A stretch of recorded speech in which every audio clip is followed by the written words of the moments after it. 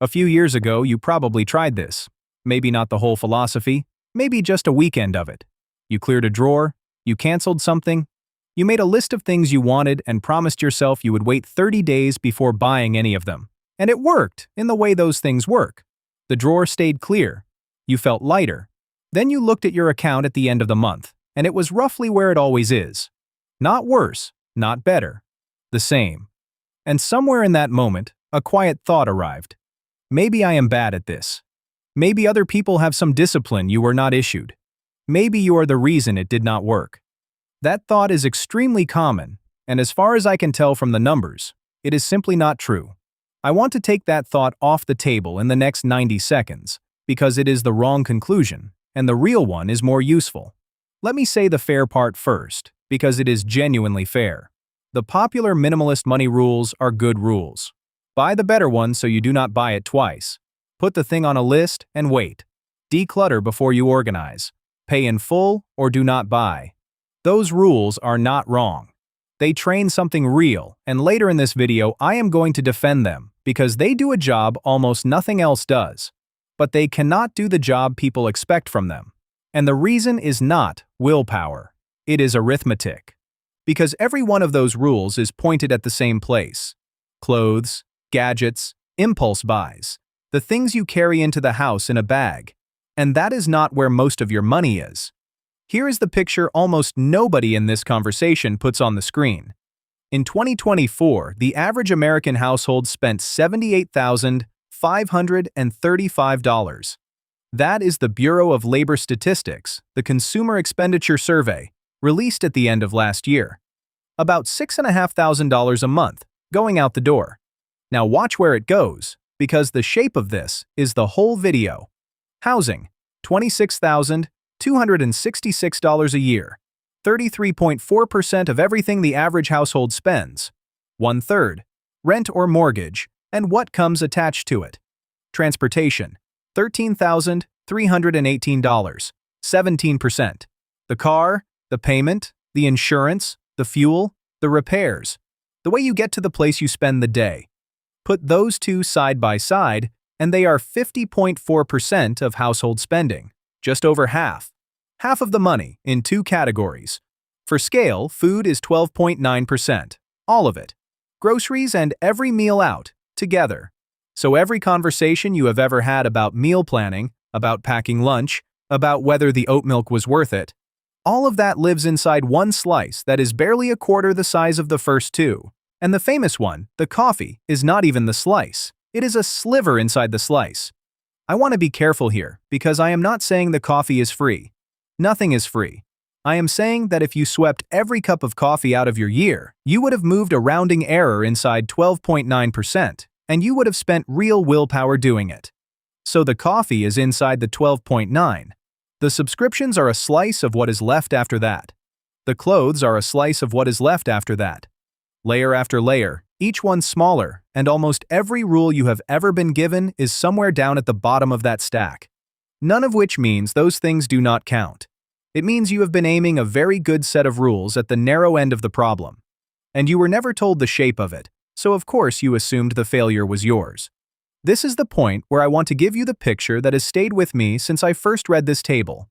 Imagine a room with a stone floor and two large rocks sitting in the middle of it. Around them, gravel. Thousands of small pieces. Loose, noisy, easy to move. Almost all money advice is a broom. It is very good at gravel. You can sweep for a year. The room will look different. It will feel calmer. Genuinely. And the two rocks will not have moved a centimeter because a broom was never going to move a rock. Housing and transportation are the rocks. Everything the rules talk about is gravel. That is not a criticism of sweeping. A room full of gravel is genuinely worse to live in.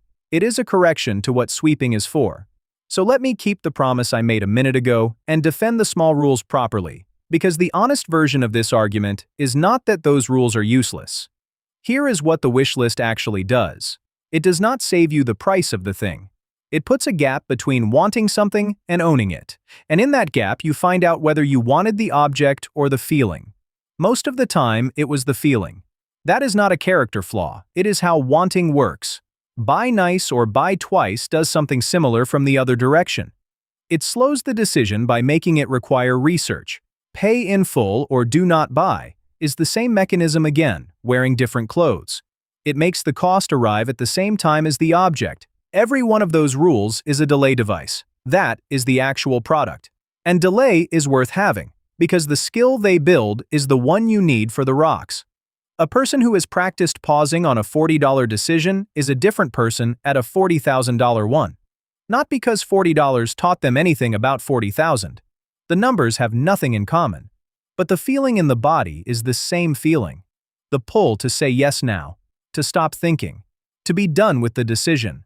And if you have felt that pull 100 times over a pair of shoes, you recognize it the first second it shows up in an estate agent's office. That recognition is the entire transfer. It is small and it is real, and nobody ever explains it, which is why the rules get sold as savings instead of as practice. That is the strongest case for the small rules, and I think it is the true one. They are not the lever. They are the training, which raises the obvious question, and it is the one this whole genre skips. What does it actually look like to point that same attention at the rocks? Before I answer that, if this is the kind of money explanation you want more of, sourced and slow, and without anyone yelling at you about coffee, subscribing genuinely helps. Right. The rocks. Start with what makes them different, because it is not just that they are bigger. A gravel decision happens constantly. Dozens of times a month, small, reversible, easy to undo. A rock decision happens once every few years. You sign something. And then it repeats quietly every month, for as long as you live there or drive it. Nobody revisits it, because revisiting it is enormous and awkward and slow, and the sweeping is right there, and feels productive today. And these are not static numbers. In 2024, housing spending rose 3.3%, after a 4.7% rise the year before. Owned dwellings up 7%, rented up 5.4%, so the largest rock in the room has been getting heavier, while the conversation stayed on the gravel. Now, I am not going to tell you what to do about your home or your car. I do not know your city, your family, your commute, or what you are protecting.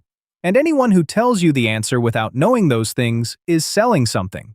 What I can tell you is what changes when you know the shape. It changes which decisions you agree to make quickly. Because here is the strange asymmetry almost everyone lives inside. People will research a $90 pair of headphones for 2 weeks. Reviews, comparisons, a spreadsheet, and they will decide the apartment in an afternoon because the viewing was at 4 and someone else was interested. The decision that repeats every month for 3 years gets less thought than the one that happens once. The same thing happens on a forecourt. Hours spent choosing the color and the trim, and about 90 seconds on the finance table, which is the part that actually repeats. And it is not stupidity. It is that the small decision feels like a decision, and the big one feels like a form. Forms do not feel like choices. That is exactly why they get through. That is the imbalance. Not spending. Attention. And attention is the only thing in this whole video you actually control today. And the range here is wide, which is the part that makes it worth your attention.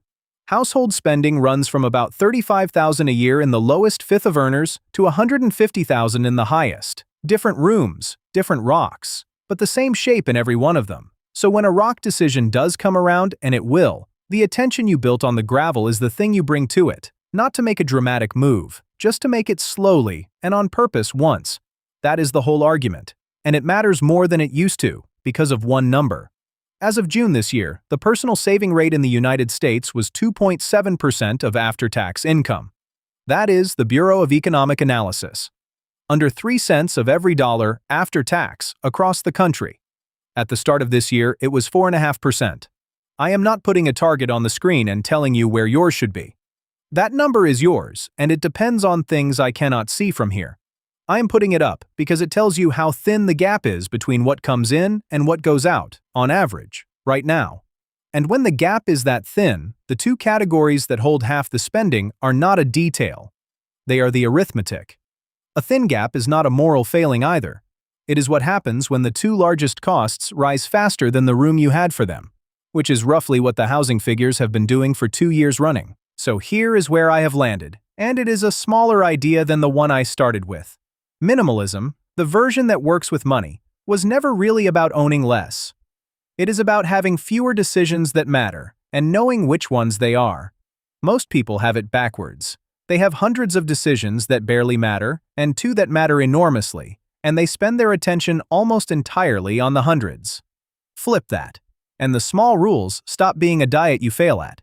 They become practice, and practice has a purpose, which is the part that was missing. Keep the wish list.